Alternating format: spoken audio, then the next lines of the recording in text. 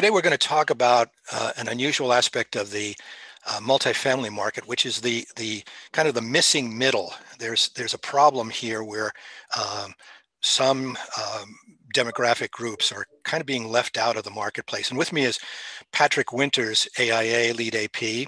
He's the principal and president of Nadel Architects in Los Angeles. They also have offices in Vegas and Phoenix. And Patrick is an expert in multifamily housing and has been thinking about how to do housing for this middle market group. But Patrick, let's talk. What is this problem, and what do we mean by the middle market here? The missing middle is a complicated problem with a fairly simple definition. We know what luxury housing is, which is top of the market, expensive housing that only typically a smaller fraction of the population can even afford it. Right. Conversely, we know what subsidized housing is, which is usually at lower income levels of society. It has either direct subsidy or tax credits or some other government or institutional financial mechanism to subsidize ultimately the rents of those people that are living there. Right. Missing middle is the thing in the middle. It's not subsidized, and yet it's for middle income people who can't afford the luxury housing and don't qualify or don't want to be in so-called affordable housing. Yeah. So it's kind of a donut in the middle, isn't it? That is correct. Yeah. Okay. And your firm has made efforts to try to but succeed in designing projects that help meet that group.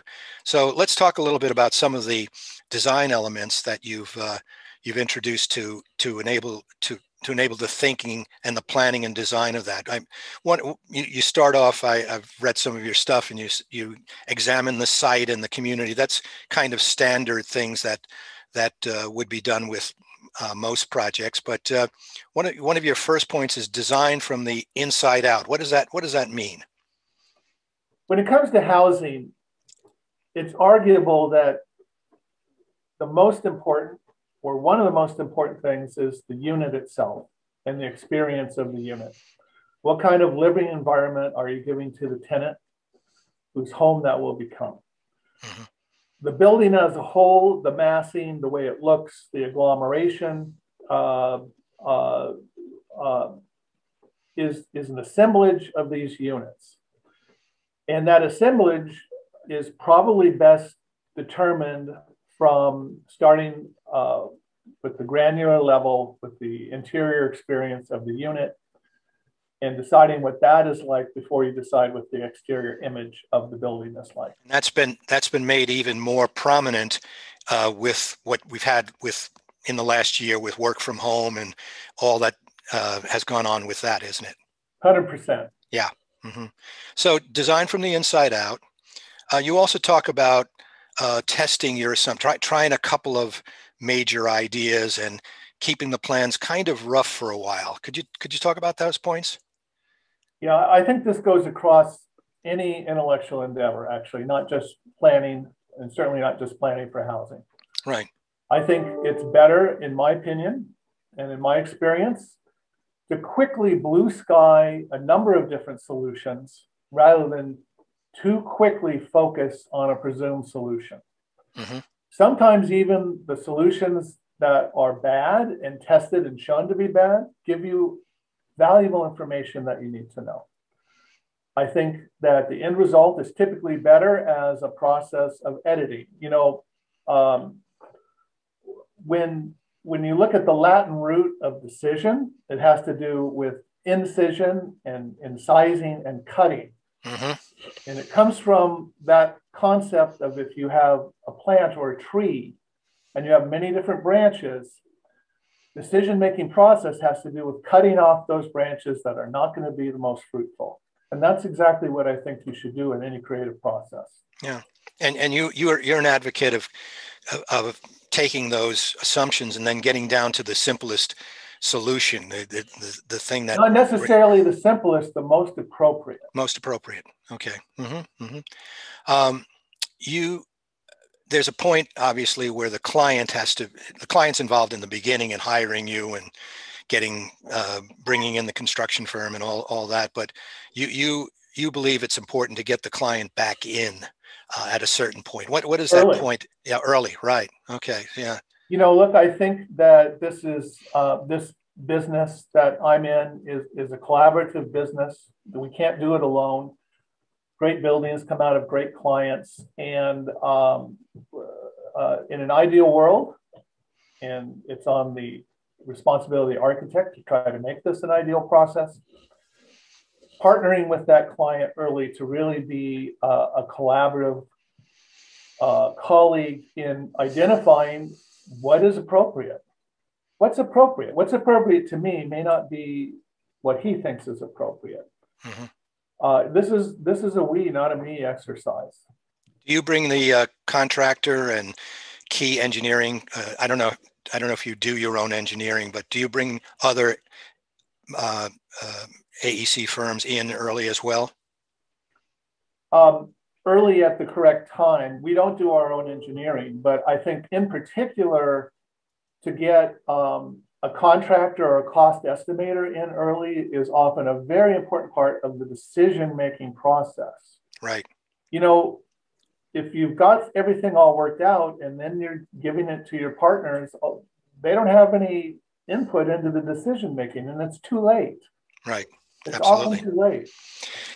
In addition to talking about finding the most appropriate solution, you're a big advocate of kind of keeping the number of unit floor plans to a few, I guess. What's an ideal number for, say, a 150, 200 unit garden style middle market project? I don't know if there's an ideal number, but 150 unit garden style, you might want to have, 4 or 5 at the most. 200 units, maybe go up to 7 or 8 at the most. Yeah, and again, it depends how you define that. There's always going to be slight variations that have to do with a special condition here. But I think if you're really starting out with 8, 9, 10 very different unit types, of which are going to morph into, with little tweaks that you have to do here and there, into 20 different unit types, I think you really have to ask yourself why. Yeah, because there's a negative impact on cost. And if we're talking about middle market housing, missing middle housing, you have to talk about cost. Right, exactly. Indoor-outdoor flow, that's become a big theme during COVID here. We're hearing a lot about that. And just wonder what your thoughts are and what you're trying to do in your designs to enable that. Yeah, indoor-outdoor flow is, it's a part of classic 20th century modernism, and it's now a part of what every family desires. It's been acculturated from a radical idea to a mainstream idea, and it's become part and parcel of housing, especially in a place like California, but really everywhere. That ability to open your apartment up to the outside world. We want to have more glass, bigger windows, private outdoor space, ideally for every unit. Okay. And then designing with kind of there's certain things that you as a designer are kind of, we're going to do brick, we're going to do stucco, we're going to do, I don't know, hardy board or something, I don't know, whatever we're going to do. You got to kind of design around that, haven't you? I mean, there's some things that the owner, developer might just insist on for branding or look or whatever. Architecture is a bit like politics. It does tend to be the art of compromise. And, in an ideal world, again, there's a real meeting of the minds between the budget, the client, and your expression as an architect. I guess what I was getting at was, are there 1 or 2 givens that you're told, the project has to have these elements in it, without maybe stucco or something else like that. I was going to say stucco. uh, Stucco is the coverall that is probably the least expensive coverall, you know, and and you got to work with here in California, you're going to be using stucco if cost is extremely critical. Okay, so that you got to design with that in mind. Absolutely. Yeah, you do. So let's my last question to you and is kind of, what do you have a sense of any kind of major things you've learned or advice you might give to other firms or other professionals, colleagues out there in the field, on how to address this problem of filling that donut, helping to create more housing for the missing middle? Any big thoughts on that, Patrick? Yeah, I think you have to decide, are you going to be, what kind of architect are you going to be? Are you going to help solve the housing problem or are you not? And I think if you're a housing architect and you're serious about it, I think you have to align your mind with what that means. It's a different mindset than being a different kind of an architect. We're not doing a high rise, we're not doing a flamboyant, ego-driven thing. We are working with clients to realize a pragmatic solution, with the goal being we're going to build a place for people here, and that's what really needs to come out the other end. All right. Okay. Well, let's leave it at that. I think we've given some sense of how your firm goes about it, and let's see if others can learn from that experience.